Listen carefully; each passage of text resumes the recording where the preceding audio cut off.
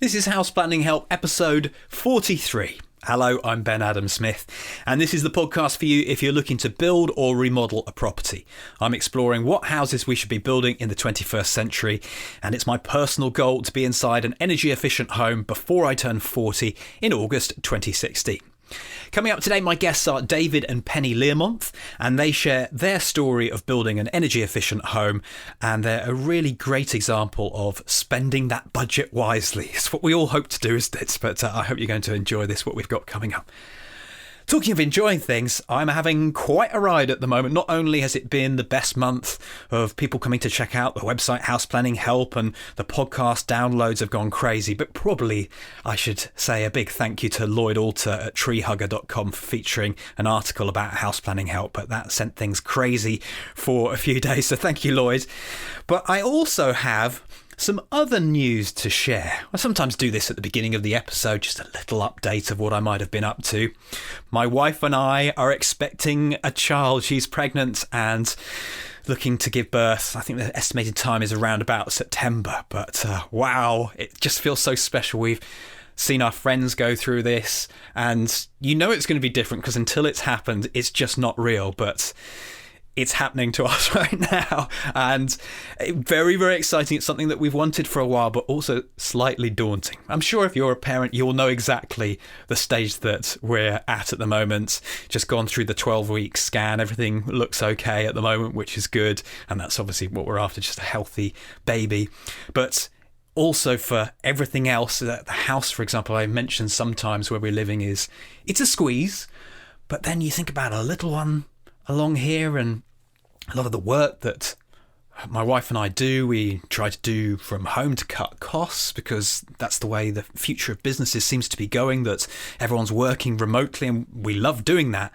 But then how are we all going to fit? And oh my goodness, and we're trying to move into this more energy efficient home. Will we have to take a step sideways for a while? So we've got lots of things to sit down and discuss about where we go. Clearly new priorities, not that they're a massive surprise. Just excitement, nerves as well, and no doubt I'll fill you in more on this picture as it goes, but certainly a new motivation to be even more determined to make this happen. Let's get to our interview for this session, but I wanted to say a big thank you to Corinne Mitchell. She got in touch a little while ago on email and said that she'd like to hear more examples of people who've been there and done it, rather than just our builders' stories and the other professionals. We love learning from them. I must admit, I'm always trying to balance the two, because they're very much the people who have a lifetime's experience of knowledge, but then we all face it the first time and we have to learn for ourselves. So if you are someone who is constructing an energy efficient house, or you think you've done something really well, or perhaps you haven't, perhaps you've got lots of lessons to learn, I would love to hear from you. I find that they're the difficult stories for me to go out there and find the people, but often the ones that we can learn the most from. So always get in touch through the website if that's you, if you're happy to talk about it. David and Penny Learmonth have created a fantastic house for their retirement, and they've done 3 renovation projects before. And Penny told me that the first of the houses that they tackled was in a particularly poor way, and even had rats around there at the very beginning, but they managed to sort it out. And so these projects they've done in the past have given them courage to tackle a new build. I started by asking David how this all came about. There was an interesting article in the paper. John Christophers in Birmingham had found a early Victorian 2-bedroom semi with a spare plot beside it, and turned it into a 4-bedroom, obviously still a semi, zero carbon house. And this somehow inspired us. If we were going to build a house, and we had to build a house for financial reasons, let's make it something different. And that sparked off the interest. And I spent the next 18 months, I suppose, researching it, finding out how it worked, what could be done, and beginning to find people who could perhaps build it for me. I'm not a builder. I'm not an architect. I am a retired electrical engineer, so I understand the physics of these things. Finding out how to do it and finding people to do it for me was a bit more difficult, yes. Penny, how did you split the research between you? Oh, I have to say David did the most of the research.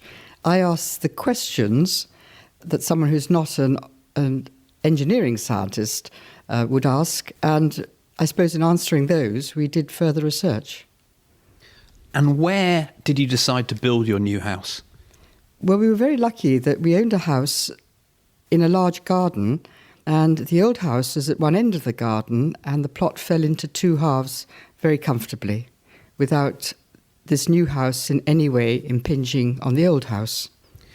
So there was an existing property that you then rebuilt?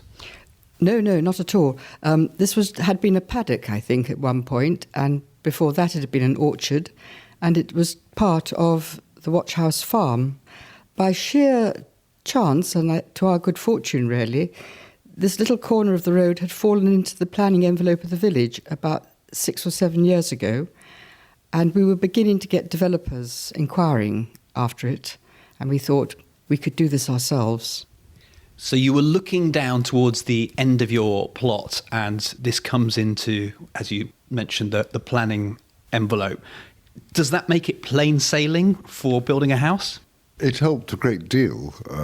The original design was turned down.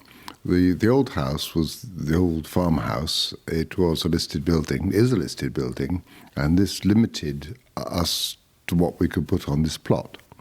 So we weren't allowed to do just anything. So we came up with a design that looked a bit like a cart barn. It's weatherboard, slate roof, rectangular, simple shape, simple looking, and of course a very good shape for a high efficiency house. It's very fashionable these days, as perhaps you've noticed, lots of gable ends and dormer windows, complicated shapes. That of course makes it very difficult to build an efficient house, because you've got all the risks of thermal bridgings and insulations and nasty corners to get round. If you can build a simple rectangular house, the chances are you're going to start off with a good design from the thermal point of view, from an efficiency point of view. Yeah. So we ended up with this. There was enough room on the plot for the house to face exactly north and south. The planning people were happy with the design. They wanted a decent roof, and we said, well, what about a second-hand slate roof, which isn't cheap exactly, but it looks fine and fits the bill. And of course, the slate and the weatherboard are nothing to do, really, with the efficiency of the house. Because having been inspired to build an efficient house, a thermally efficient house, then what you put on the outside has, in a sense, nothing to do with the case. Did you have a lot of restrictions in your budget, or it was going to be easy to come within? No, we were very hard on the budget. We were using our savings, essentially, to build this house. The idea being that the money we might get from the sale of the old house is what would help us to look after ourselves in our old age. It's financially driven. The company I used to work for went bust, owing its pension fund quite a lot of money. My pension became fixed. My occupational pension became fixed. I haven't had a pay rise worth the mention since 2008, and the inflation rate was pretty horrible after the crash. So this was a frightening time. What are we going to do to look after ourselves? Well, we know suddenly that we're allowed to build, so let's build. If we can build something interesting that has low running costs, that might be a good thing. Do we have enough money? Well, let's find out. So with the money that we had saved and to some extent inherited, we found that we could just about, if we were really tight on it. So the light fittings, for example, are very bottom of the range, to £5 or £10 a throw, this sort of thing. You can, for example, spend a fortune on lighting if you want to. But no, we built this down to the cost, to what we could just about afford. And the problem is that if you're going to be efficient, then you've got some very high-ticket items. I mean, the triple-glazed windows, which are in a sense essential, are terribly expensive. But perhaps you don't have to spend much on the light fitting or the socket outlets or what have you. And Penny, what were your priorities on the brief in the early stages? Well, once we decided we would go for a house that you could call zero carbon, then to have a really efficient structure but within that, to have a home that would be nice to live in. So we managed to combine putting into this house all the things we've enjoyed in other houses, but all within the budget. Those were just the layout of the house. But as David says, we have very cheap doors, which could be upgraded another time, pretty cheap sanitation. That also, all of that could be upgraded when and if we can ever afford that. What were you thinking in terms of space? How much did you need? Because obviously this is an element you're not going to be able to change. We're very gloomy people. We see a long and disabled old age. So we put plenty of space in this house. Because if there's one thing one's certain of, as you get older, you actually require more space.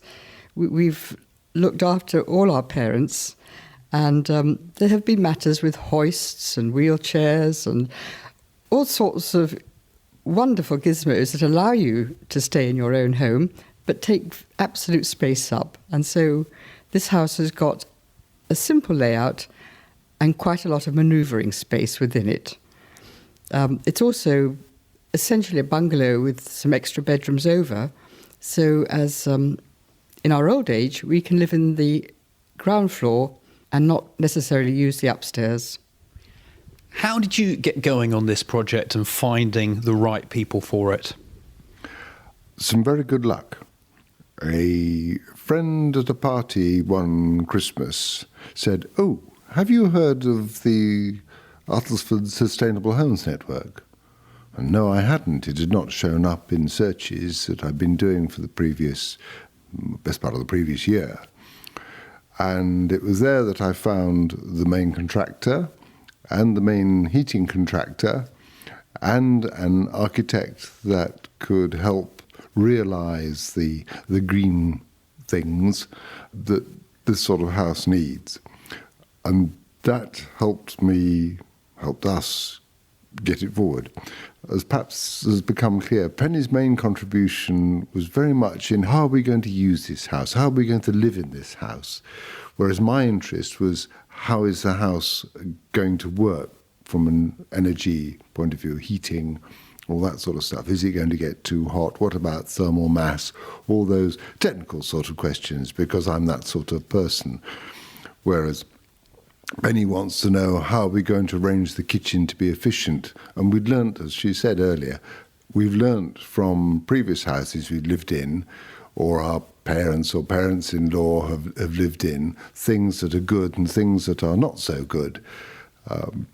So we're able to bring the experience of, I suppose, a large part of a lifetime to avoiding some of these things.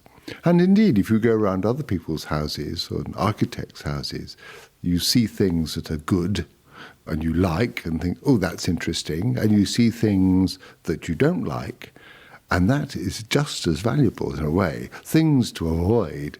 I don't, for example, like rope banisters. As an older person, if the banister moves, that's a disaster. It may look wonderful, but functionally it's awful. So you do see things around in all sorts of houses which are, as I call them, triumphs of design over functionality. They look great and an absolute disaster. We sometimes quote something we found in a hotel room in Paris. It was awful. You couldn't find out how to turn the taps on. They looked wonderful, but how do you turn them on? I couldn't see anything or feel anything. It was a disaster. Yeah, okay. You're very much the technical man, and I don't know whether that is an advantage, but for other people going into this, do you think they would find it as easy? Because I get that impression that you're just drawn to this area. I think other people might want to have a project manager. Because we lived on site, it was quite easy to take a lot of the project management job on. On the other hand, not having the experience, we made a number of mistakes. All sorts of little things perhaps went wrong that, had we been really experienced building project managers, we would have anticipated. Also, in some of these, in this sort of house, things aren't perhaps always entirely conventional. So the house isn't built in the same order in terms of a project planning sense as if you were building a standard house on an estate by one of the big house builders who've got it down to a fine art. Here you've got bits of equipment that they just don't have. The great big thermal store, that needs to be placed into position, for example, before some of the walls are even put into position themselves. So you bring the thermal store in and then you build the walls.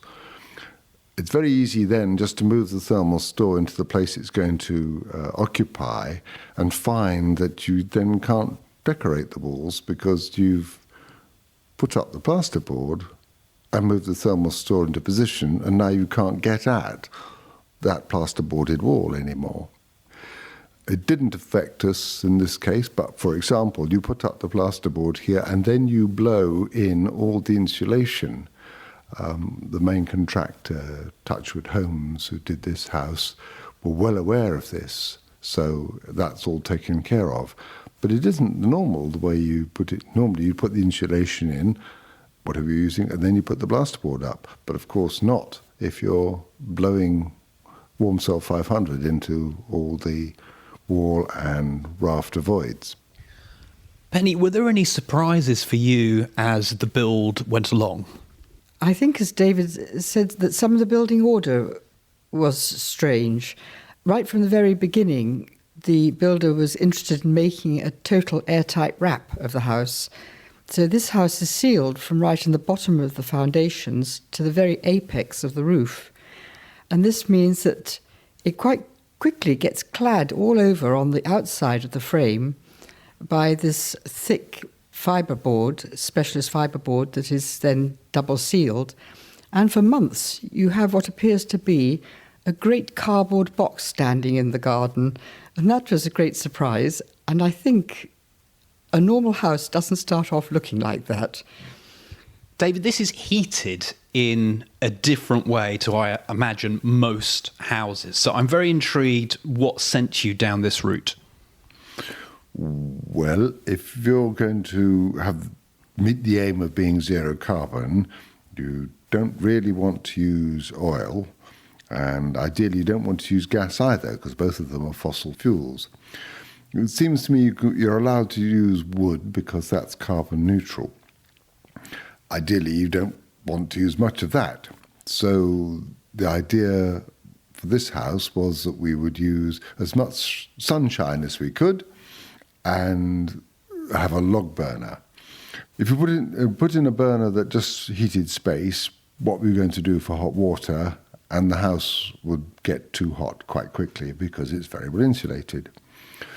Or you could buy a pellet burner that put its heat into water, but it quite clearly belonged in a boiler house, and we didn't have a boiler house. So at the time we had to come to some other choice. So we've ended up with a log burner, which doesn't unfortunately attract the renewable heat incentive, but it burns logs. And we had quite a lot of wood because we'd acquired it over the years living in the old house and just not used it. It just sat there. So I brought quite a lot of that with us across to this house and chopped it down smaller to go into this relatively small wood fire F12, which is what we've got here. And that's proved extremely good. And as I was showing you earlier, we've got a graph that shows how often we burn the fire, and that means for 2, 3, maybe 4 hours of an evening, and that we find is enough to give us all the heat we need for hot water and for space heating for the next 24 hours. And then if the following day the sun shines, some or all of the heat will come from the solar thermal panels, and that's very satisfactory too. And in the summer, of course, you don't burn the fire at all. So for 6 months of the year, the sun will provide all the heat and hot water we need.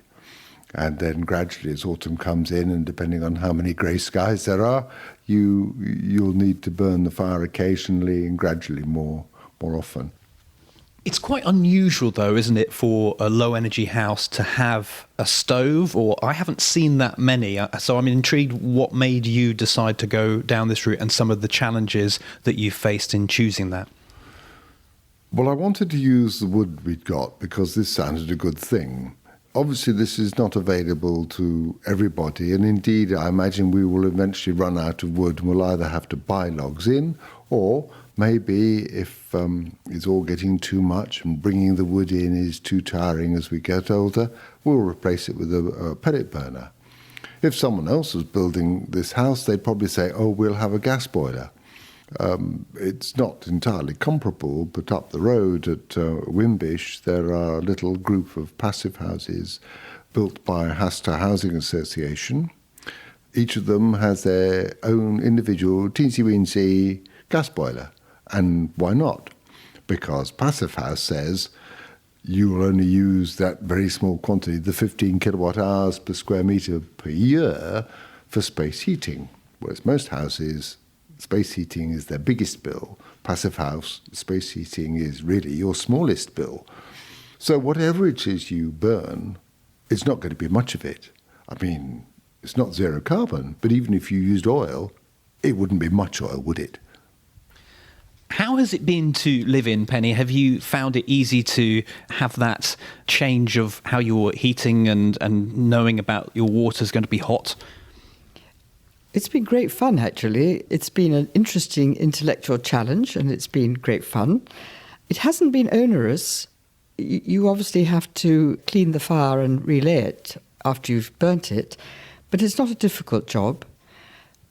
But I've much enjoyed it, and a great sensation of satisfaction, the fact that the fire was not on from the first week in April last year through until towards the end of September before we had to burn the fire at all. It might even have been into October, I'm not quite sure.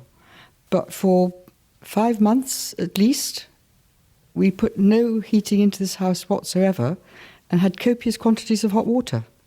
No problem. What would you say is the difference between your old house, and I suppose we haven't had a great description of that, we know it was a listed building, and living in this property? Well, the old house was an old-fashioned timber-framed house. We had brought its insulation up to as much as we could possibly manage, so the lofts were full of wonderful fiberglass. We had tried to seal it as well as we could, but these old houses, the very fact that they're a relatively thin wall between the studs means that the heat travels straight out. So in the cold weather, the house is always warm up at the west end of the house because the cold weather's coming from the east. And that was a very noticeable difference. So what you were doing was everywhere you were producing heat, but it was all migrating to the west where the rooms were warmer, but going then straight out through that west wall. And the heat is travelling out of the house all the time. But a very attractive house to live in, a wonderful house to live in, full of atmosphere, and we enjoyed living in that house as well. But we could see we really couldn't afford it any longer. So this house is a great relief to us to be fairly certain we'll be able to afford to go on living here, even in view of the fact that the pension has been frozen for some time. David, what has been the biggest achievement in this or going through this whole process? Oh, the fact it works.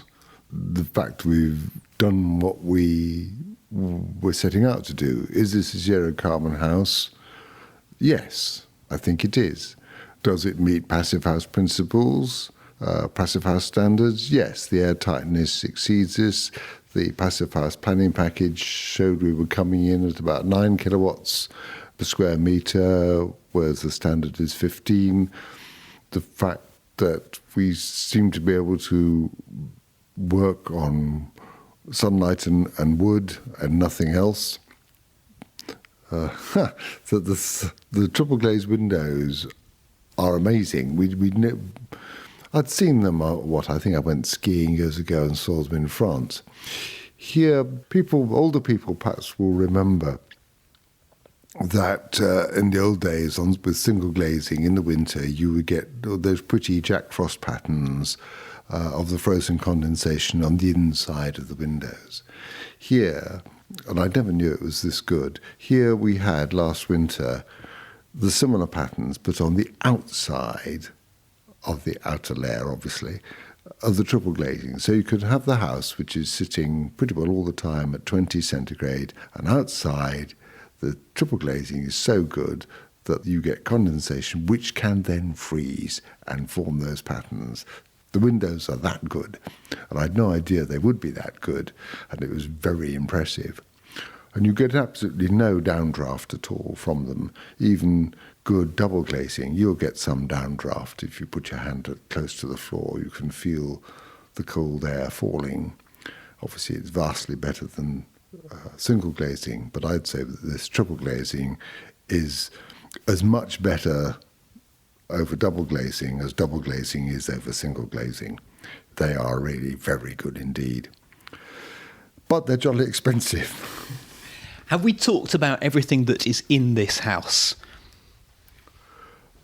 Have we? We haven't talked about the MVHR. Obviously, you have an airtight house. You have to have mechanical ventilation. Touchwood installed a Powell MVHR. I understand that this is the Rolls-Royce of MVHRs, mechanical heat recovery ventilation systems. And it works extremely well.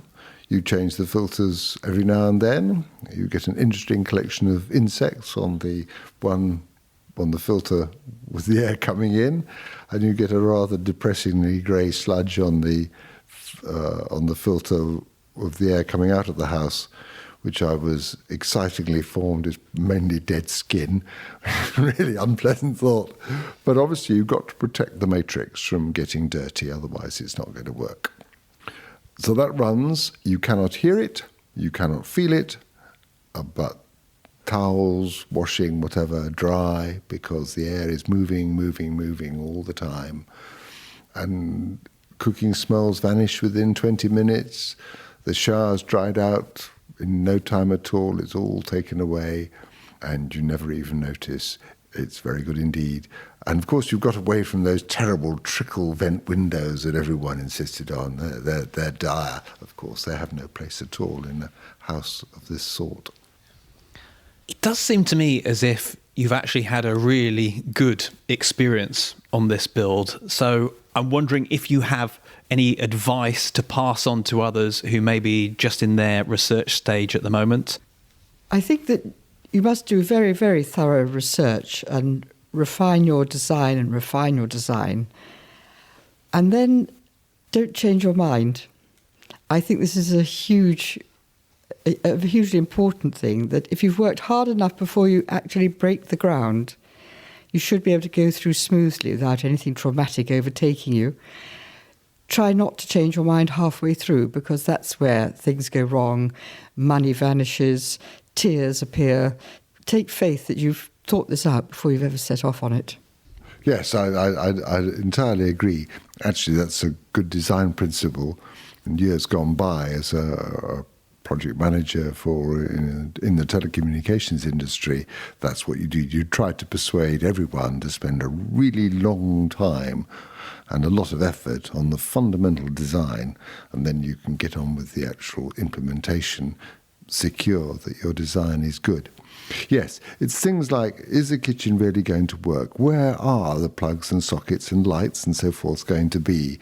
And it's very easy for them to come out in the wrong places, because the drawings, it's something as simple as, if you've got a light switch and a power socket more or less in the same place, on the drawing they'll tend to come out side by side, because you can't on the drawing show them one above another, so they tend to be shifted along.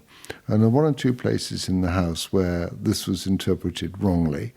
And when I came, because I did this myself, when I came to put the socket on the wall or the light switch on the wall, I realised the wire wasn't really where I wanted it to be. But by that time, and with this sort of design, it was too late. So the light switch is 6 inches or a foot even in one or two cases further away than I would have hoped it to be. That was sort of annoying. One or two cases we found that and were able to move the wire without too much trouble. But with all the walls being filled with insulation, including the internal walls, because that's what's used to keep the sound sound deadening between rooms. It's very difficult with everything blown full of Warmsel to move wires. Once they've been pulled in and the plasterboard's been put on, you suddenly realise that the wire's stuck out of the plasterboard, not where you expected it to be, or not quite where it should have been. It sort of looked all right at the time, but once the plasterboard's gone in and the door's gone in, you suddenly realise that switch should be much closer to the door. It's only one or two places, but it's that sort of level of detail. David, is there anything else that I should be asking you that perhaps I haven't? The only thing we lost some time on, I think it's worth mentioning, is that the stairs came wrong. And because of that, we lost 2 months in 2 months. And that was really very annoying. I was close to throwing my toys out of the pram over that. The stairs had sat, it came in good time, and it sat in this room here on its side. And indeed, I remember the kitchen fitters using it as a sort of bench and spreading out their tools on the stairs, sitting on its side. And if we'd opened it all up and looked and found out that the spindles were all wrong, and of course, if the spindles are wrong, then the rails are wrong and the banister's wrong as well, and the whole lot had to go back, or at least all that bit of it had to go back and be replaced. And that had all these knock-on effects. The stairs was late, so then the plasterboard couldn't be finished, the plastering, the last bit of day's work, just a day's worth of work. We couldn't do the second fix for that bit of the power circuit because the plastering hadn't been done. The Clargister couldn't be commissioned because there was no power on that circuit, and when the Clargister was commissioned, we found that its rotation alarm was firing because there was a defective reed switch in it. So everything went late. Of course, you couldn't move into the house until you had a package sewage system that was working, so back it went, day after day. 4 weeks to replace the stairs, something like a fortnight or something to get the plasterer back. Day after day after day went by, and it was wrong. So that was very annoying indeed. And as I say, we would have been in at the end of August, and in fact we weren't until the end of October. So I could say it cost us big money because we weren't out of the other house. Well, I'd like to thank you both for your information today. I'm sure this is helpful to anyone who's listening. Just more things that we can pick up on and learn for our own projects. Thank you. Thank you very much indeed. It's been a pleasure. Thank you. They're a really lovely couple and very hospitable, showing me the house and also sharing their knowledge. So thank you, David and Penny. If you want to find out more about them and also the blog that they put together as the build went on, head to the show notes for this session. It's houseplanninghelp.com/43. There are some pictures of their house as it progressed. And also you might want to take a look at David's graph showing how much wood he's been using in the burner. Now, I thought for the question in our show notes, what I could ask, right at the very beginning of the interview, they said that John Christopher's project had been an inspiration to them. So this is the question I'd like to ask you for the show notes today is, what has inspired you to take on a low energy project? It might be a way of me discovering some other inspiring projects, but we'd definitely like to chat to John. I've put in a request and hopefully that's one we can bring you in the future. iTunes reviews. I set myself a challenge for the next few months saying that I wanted to reach 100 reviews before I get to episode 50. So we're episode 43 and I wanted to read out a couple. This one is from CP Mac in the United States, who says, "Hello from across the pond in Missouri, USA. For anyone interested in learning about true energy efficient homes and the planning involved to get from A to Z, or A to Z perhaps we should say here, this is the podcast for you. I can relate to the journey that Ben is taking towards building his own energy efficient home. I recently completed my home here in the USA. I only wish I had heard this podcast prior to starting my EPA Energy Star and DOE Challenge home. I have learned so much and look forward to my next build. Good luck, Ben. I'm sure your future home will be amazing." Fantastic. Thank you for the 5-star review. And also 5 stars from, I think it's Lotus Haiku. Again, apologise if I haven't said that correctly. It only gives you the code names on iTunes. In the United Kingdom, who says the podcast that Ben has been broadcasting is great for anyone with a genuine interest in house building. And his new book on snippets is a testimony to his passion and commitment. Well done. Wow, that's a nice comment as well. You mentioned the book on Snippet, and I love that platform. It's so great, and it's an opportunity for me to put in little bits of video and audio. If you don't know anything about Snippet or what I'm talking about this book, then maybe head back an episode to episode number 42 and it will tell you more. Or you could go to houseplanninghelp.com/year1 to find out why I've put this book together. And there we go. We've come to the end of another podcast. I really enjoyed this one. Thank you for being with me. And I'll tell you that next time, Mark Siddle from Leap is my guest. We're going to be looking at how to avoid the risk of poor ventilation. Until then, take care. Thanks.